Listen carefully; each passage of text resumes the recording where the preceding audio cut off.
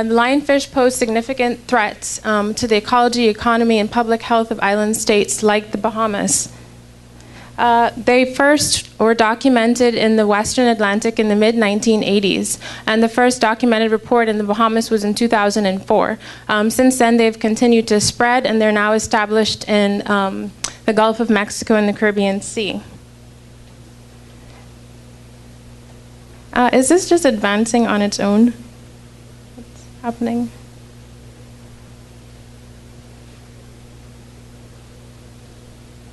Okay, so to address this issue, we received funding from CABI and from Jeff and UNEP, with the Department of Marine Resources acting as a national executing agency. Additionally, we had several agencies within country and 2 international partners that assisted us with the implementation of this project, so I'd like to acknowledge them. So prior to this project, there was very little research regarding the ecology of lionfish in mangrove habitats in particular. We didn't know what the size class distributions were, what the frequency of occurrence was, what the densities of lionfish in mangrove habitats were. So the first objective was to determine what the extent of colonization of lionfish in mangroves were. Secondly, we wanted to determine the effect of lionfish removals on reducing lionfish abundance, and we looked at coral reefs, mangroves, and nearshore areas, particularly beaches and marinas. And the last objective for the experimental component, we looked at the effect of lionfish on native fish community structure for reefs and mangroves. So we set up permanent 50 by 2 meter belt transects. We had the total of 7 mangrove sites, 3 in New Providence and 4 in the Exuma Keys Land and Sea Park.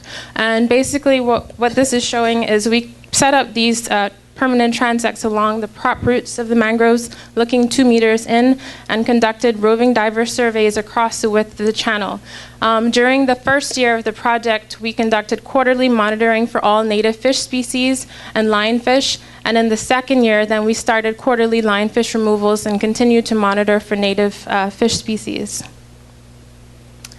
So basically, this is some of the results. So this is Shroud Key in the Exuma Keys Land and Sea Park. In the first year of the project, we found lionfish in one of the mangrove creek systems, and by the second year, they had colonized another site. We never observed lionfish in the mangrove creek systems of New Providence. If we look at some of the removal and recolonization data, this is pre-removals here in the blue and post-removals in the yellow. And essentially, once we started removals, we were able to sustain reduced numbers of lionfish, and they were slow to recolonize, at least in mangrove habitats, on a quarterly basis. Here, what this is showing is the frequency distribution of lionfish on a quarterly basis, where we have the number of lionfish on the Y and the total length on the X-axis. The dotted lines here are showing the age at which lionfish are sexually mature as males and as females. And essentially what we found is that we're having both juvenile and adult lionfish colonizing mangrove habitats year-round. And this was additional information compared to what was out there previously that just looked at, there are lionfish occurring in mangrove habitats, but we didn't know the season.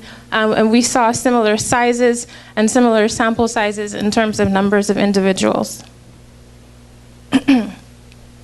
One of the interesting things from this project is when we looked at, and we're still doing some of this now, species accumulation curves, at least in the mangrove creek systems in the Exuma Keys Land and Sea Park.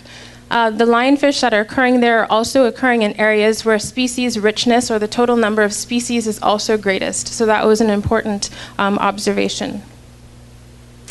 Moving into the nearshore areas, here we conducted quarterly removals, and we looked at, as I mentioned, beaches and marinas, because these are important areas recreationally for a lot of people. And so we wanted to look at the potential threat to public health. And so we conducted quarterly removals for a year. We had 8 sites, 4 control sites and 4 removal sites. And basically what we see here, we're finding lionfish year-round in nearshore habitats again, but there seems to be a pulse of recruitment where we're having the highest densities of lionfish occurring in the spring period. Interestingly, you'll note that once they attained this 25 centimeters, we never observed any lionfish bigger than 25 centimeters throughout the year. So potentially they're moving out of these nearshore areas, perhaps to patch reefs or other reef systems once they get this size. So that was an interesting point. And the removal frequencies, at least on a yearly basis, we also looked at this, was not effective at sustaining reduced numbers of lionfish. Looking more closely at the removal data, in fall 2011, we conducted surveys at control and removal sites. This was before removals. After removals, we were able to successfully reduce the numbers of lionfish by 65%. By the following survey period, we went out, and there was no significant difference between the control and removal sites in terms of numbers of lionfish. Go back and do another set of removals. We were even more successful this time at our removal efforts. And by spring, there was no significant difference again between our control and removal sites. So this pattern kept emerging. So essentially what that means is that the removal efforts are not effective, or are effective, but they're not sustained on a quarterly basis in nearshore areas for sustaining reduced numbers of lionfish. If we look at some of the coral reef data, we did this at 2 different islands in the Bahamas. In Eleuthera, we had 12 patch reefs, and we had 8 in Andros. And again, we conducted a combination of the modified roving diver surveys and bell transect surveys, looking at species and their sizes. And we conducted at least 3 bell trans surveys per reef, looking at both species, in addition to focused lionfish searches and removals. If we look at some of the data from Eleuthera, for the first 6 months of the project, we found that both the biannual and the quarterly removal frequencies were successful at reducing numbers of lionfish, and there wasn't really much significant difference between the 2 removal frequencies. But then Hurricane Irene happened in 2011. After that, it kind of reset everything. We talked about this earlier this week, but there was no significant difference between the quarterly and the biannual removal frequencies afterwards. So it kind of reset the clock. If we looked at Andros here, we just looked at removals on a once per year basis, and this was ineffective at reducing numbers of lionfish. We're still in the process of analyzing the data, but similar to other studies, what we're finding is lionfish are consuming both ecologically important species and commercially important species. Most of their diet consists of fish, which is consistent with other studies in the literature. In addition to that, a lot of people talk about the impacts of ecologically important species and the commercially important species, as I mentioned, but lionfish are also preying on species that are commercially important species like Nassau grouper also eat. So there's competition as well.